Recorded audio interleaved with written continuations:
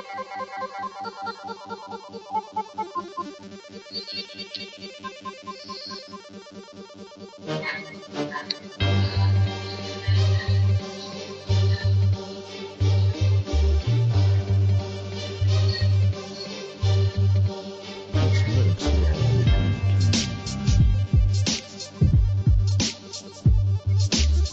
what's up, guys? This is the Hiding Our Bias podcast. I'm Caleb Brooks, and I'm with my co-host, Tripp Blackmon. Tripp, how's things going, man? Good, man. I know I would ask you how you're doing, but I think I know after that Packers loss on Sunday. It was a rough weekend in general for me, if you really want to get down to it. I had to suffer through Alabama getting beat by Auburn on Saturday, and, you did too. And then I had to watch the Packers turn around and just get demolished on Sunday. But I was confident going into the game, but then in the back of your mind, you also kind of had the expectation that was going to happen. Packers are out there without their top two corners because of injury. The guy that covered them, Ladarius Gunner, he was a practice squad player at the beginning of the year, and that's who they had. And Demarius Randall and Quentin Rollins are draft picks, and they're so bad that they didn't trust them to cover Julio Jones, and so that was kind of the state of the Packers secondary. And, it was a rough game. The Falcons got off to a good start. I think where McCarthy screwed up was he kicked the ball off to start the game. And I think he should have taken the ball and drove down with that offense and gotten points. And it would have kind of gotten the crowd out of it and given them some momentum. And I think he messed up when he gave the Falcons the ball. And they went down and scored to open up the game, and all the momentum went to Atlanta, and they just never relinquished it the rest of the game.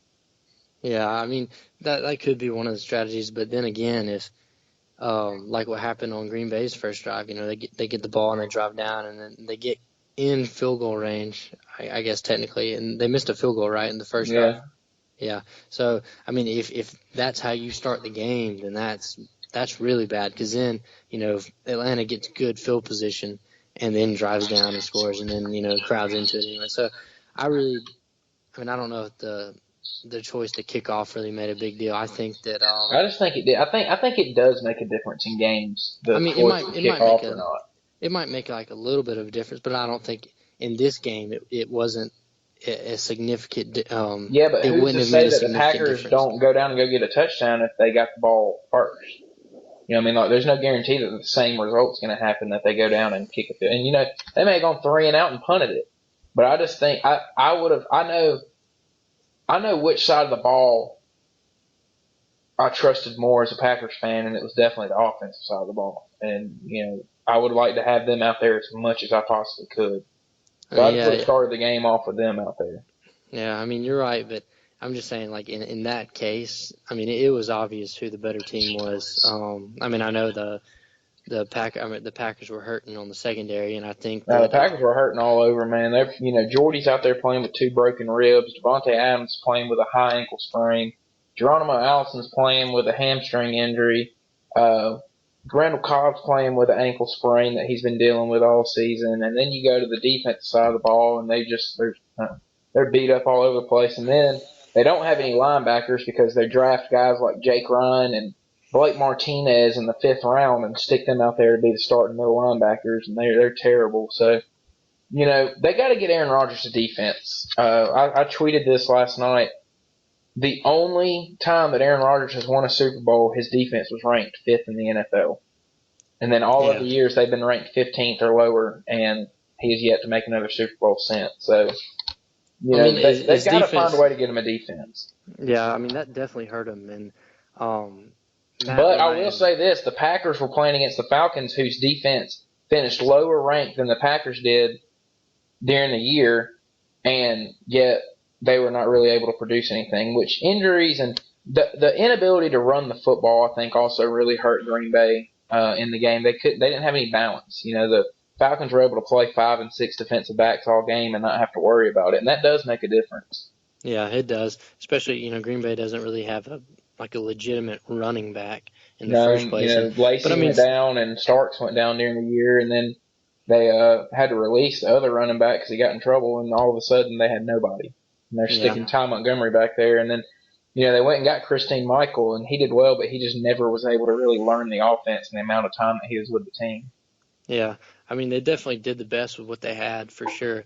But I mean the Falcons, Matt Ryan just I mean he played a great game like he's been doing every single week I don't for know. You got to the credit entire Matt season. Ryan. Yeah, Matt Ryan, he's been on fire.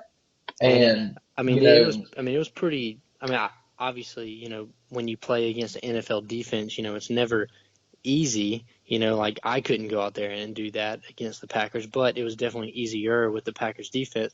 But I mean Matt no, Ryan you just still went got to out there. credit him, and then you got to credit Julio because Julio just made some plays that were, Yeah, out of this world. Julio played incredible, especially with that with his hurt foot. That was really incredible. And then, I mean, the Falcons even got a couple running backs that they can run out there and get them a few yards whenever they need it. So, I mean, I was really pleased with the way Matt Ryan played. I thought it was really really good. Um, I think he had how many touchdowns he had? Like He had five, four, four. four passing and Yeah, one rushing, so five total. yeah. So I mean, he played extremely well, and I No, I he's think playing that's gonna. well, and if he can carry that into the Super Bowl, they're going to be a force for the Patriots. It's not a guaranteed W for the Patriots at all. I think this is definitely going to be the closer game out of the two. Yeah, Whether I don't know if Green Bay would have beaten New England. I feel like Brady would have picked them apart. yeah, It would have been definitely. nice to have gotten Jordy a little bit healthier and Devontae a little healthier, and all those, but. I just still think that the Patriots outscore the Packers. Now you've got a game where the Falcons can outscore the Patriots, and this is going to be a high-scoring Super Bowl game. Yeah, I think it will. Obviously the Falcons defense is not the best either, but No, Matt and the Ryan can. Patriots finished the year ranked eighth on defense, but Well, yeah, but I mean, I looked at their schedule. I mean, statistically, I guess yeah, they're one of the best ones, but yeah, they I mean didn't play they many. The they haven't. AFC was down this year. Yeah, they didn't really play anybody. I mean, I'm not taking anything away from Tom. I mean, obviously this is Tom Brady, and I know that we'll probably have a discussion like this probably next week when we talk about the Super Bowl, Tom Brady versus Aaron Rodgers. But I mean, this is still Tom Brady we're talking about. The guy who has succeeded throughout his entire career, pretty much. Has I think he's only missed the playoffs like one time, and that just says something about him. And also Bill Belichick, the way that he literally takes these guys. Like there was a guy who got cut. I think it was somebody from the Dolphins got cut earlier this year. The Patriots signed him, and now he's playing for the Super Bowl, and he actually plays. So the Patriots just take guys who aren't needed on other teams, and they bring them onto their team, and they actually incorporate them and give them a job, and they excel. Whether it be a small job, like Julian Edelman succeeds really well just because he fits into that system. And I think that that's a really good system, and that adds to what Bill Belichick has done for his pretty much entire coaching career.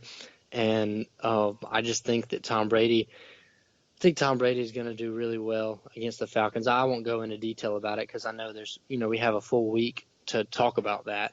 But I thought I didn't get to see the. I don't think I saw any of the Patriots Steelers game. I might have saw like the last few plays. I was driving back to Tuscaloosa from my girlfriend's apartment in about 2 hours away, so I didn't really. I was listening to it on the radio, but I didn't see it. What did you think about that game? Um, you know, it was a good game. Had Le'Veon Bell not gotten hurt, I think there'd have been a difference because you look at it, the Steelers still managed 368 total yards of offense, and that was without Antonio Brown and Le'Veon Bell for a majority of that game. So, and that's going back to what we were talking about with the Patriots defense. The Steelers were able to move the ball, and I can really see the Falcons being able to move the ball on them. We're going to talk about that game, another time, but uh, with this game, it was never in doubt who was going to win from the get-go. The Patriots kind of just enforced their will on the Steelers, but it would have been nice to have, for the Steelers to have been full strength. Both teams that lost in their conference championship games were not at full strength. They had a lot of injuries that they were having to deal with. And, Patriots have had to deal with some injury. Gronk being out this year has been, it's hurt them and everything. But they're not as hurt as these other teams are, and the Falcons definitely are. The Falcons really hadn't had to deal with any injuries all year. Their whole entire offensive line has played every single game, and they hadn't really had to deal with many injuries. And so that's what you're seeing is two teams that haven't had to deal with injuries. They've all played together all year, and now they're going to meet in the Super Bowl. Yeah, injuries definitely hurt a football team. But I mean, I do have to say, with the Patriots, they lost probably the best tight end in the NFL, and they are still pretty much just blowing teams out in the Super Bowl. But they also replaced him with a guy who's been considered a top 5 tight end in the NFL too. Yeah, you're right. I mean, I don't know where the Patriots get all these guys. I mean, it's like somebody goes down and literally somebody is right there behind them to replace them. If they're not as good, they're just good enough to fill in the spot. And you know who Saban learned under was Belichick. Yeah. And so now you see Alabama the same way.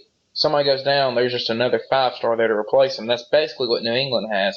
New England just has another 5-star there to replace whoever goes out. Brady didn't play the first 4 games of the year, and Garoppolo comes in and plays lights out until he gets hurt. And, it's amazing what they're able to do. And then Jacoby Brissett even came in when Garoppolo went down. And he played okay. Did all right. Yeah, he did as a third-string guy. So, and they lost the Patriots' other loss this year to Buffalo was because they had, all the injuries at quarterback. They didn't have a quarterback. Right. And had they probably would have won that game. They'd been 15-1 this year, and easily could have been 16-0. If Brady plays all year, they're probably 16-0. Well, Brady did lose to Russell Wilson in the Seahawks. He did, but he was playing in that game. But I mean, that was probably just one of their. I mean, it's extremely hard. I don't care who you play. If the Patriots played the Browns 16 times, I'm sure the Browns would beat them 1 time. I mean, it's still the NFL. No, the NFL, so that's why there's only been 1 undefeated team. Yeah, I mean, it's still extremely difficult to go undefeated, no matter who you're playing, no matter where you're playing. It's still very, very difficult. But obviously, quarterback injuries definitely hurt you. Yeah, and, and not having a defense hurts you too. I'm going back to the Packers again, but, It's time that they get Aaron Rodgers' defense. The guy's 32. He's 7 years younger than Brady. Brady's still playing and probably going to play next year as a 40-year-old. Rodgers said the other day he feels fine. I'm looking at the Packers probably having at least 8 more years with Aaron Rodgers at quarterback. And now, of course, he won't be this good 8 years from now, but he's still going to be a stud. Guys like him, Peyton Manning, Brady, they don't ever lose it. And the Packers have to get him in defense. They finished 22nd in the NFL in defense and played tied for 3rd least amount of plays. So that says something. And they weren't on the field as much as some of these other teams that finished ahead of them. They only played 987 plays during the year, whereas the Broncos, who finished 4th, played 1,076 plays. So, they were on the field a lot more, but they made stops. Meanwhile, the Packers, which probably part of the reason that the Packers weren't on the field as much was because they were giving up huge touchdowns most of the time. But, it's time that they get Aaron Rodgers at defense because, like I said earlier, the 1 year that they did, they won a Super Bowl. So, and you look at Brady. Brady, as good as Brady is, and, we'll get into this next week, but as good as Brady is, he always has a defense too. And that makes a difference. I mean, it makes a huge – and he always has a run game, And that's another – that's just a whole other, discussion. But Aaron Rodgers, what he's been able to do, I would say the last 2 years without a running back is pretty impressive. And it's time that the Packers build around him. And, just imagine if the Falcons had a defense, how good they would be. They'd probably be undefeated right now. I mean, they really would because the games they've lost have been shootouts. When they beat the Packers in the regular season, the score was 33-32. I mean, it was a shootout between the two teams. So, it's time that they get, a defense around Aaron Rodgers. And if you do, then you could definitely see – we need to see a Brady versus Rodgers Super Bowl before Brady retires. Yeah, that would be nice. I don't know how much longer that's going to be. No, I mean, Brady's probably got, I think, 2 more years after this year. Yeah, it seems like he's just been there 17 years, right? It seems like he doesn't age, though. I know. I mean, the man's like 39 years old. I mean, No, man, but he's an old dude. But I mean, then again, Brett Favre played until he was like yeah. 45. So Kurt Warner.